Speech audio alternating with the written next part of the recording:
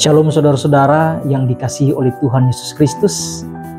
Terkadang Allah membentuk kita dan turut bekerja di dalam segala sesuatu melalui pengalaman-pengalaman yang terjadi dalam hidup kita.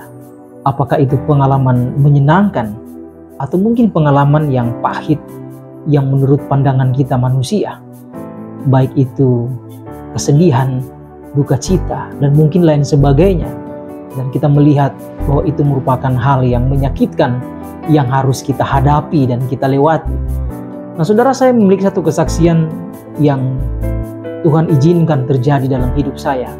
Ketika saya masih kuliah, dan itu sudah pada tahun yang terakhir di mana saya lagi menyusun skripsi. Tiba-tiba saya mendengar kabar bahwa orang tua saya atau ayah saya dipanggil oleh Tuhan.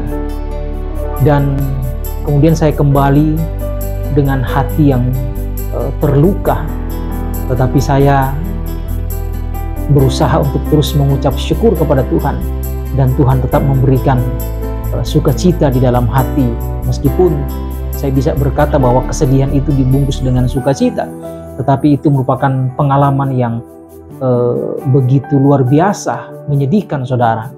Dan setelah saya kembali ke kampus untuk melanjutkan studi saya, saudara, 3 hari setelah saya kembali ke kampung halaman saya dan kembali ke kampus, saya juga mendengar bahwa teman saya satu kamar dengan saya yang juga lagi menyusun skripsi, dia juga mendengar kabar bahwa ayahnya juga meninggal. Dan itu juga begitu membuat dia shock dan sangat menyedihkan. Nah saudara dikasih oleh Tuhan, ada begitu banyak teman-teman yang datang mengunjungi dia di kamar waktu itu dan memberikan dia penghiburan, tetapi dia menolak semuanya. Dan dia katakan, kalian katakan bahwa Tuhan itu baik, kalian katakan kepada saya bahwa saya harus sabar, kalian katakan kepada saya bahwa saya ini calon hamba Tuhan dan saya harus ada sukacita.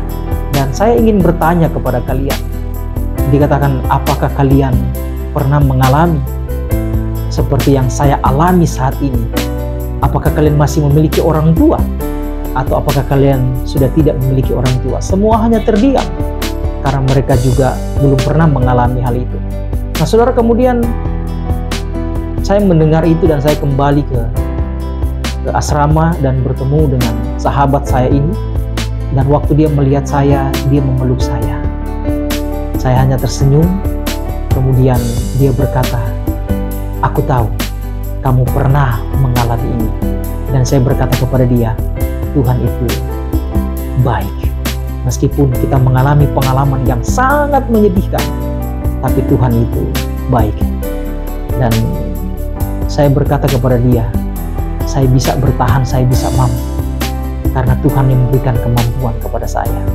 Dan Tuhan juga akan memberikan kemampuan kepada kamu untuk kamu melewati dan menghadapi setiap pergumulan pada saat ini.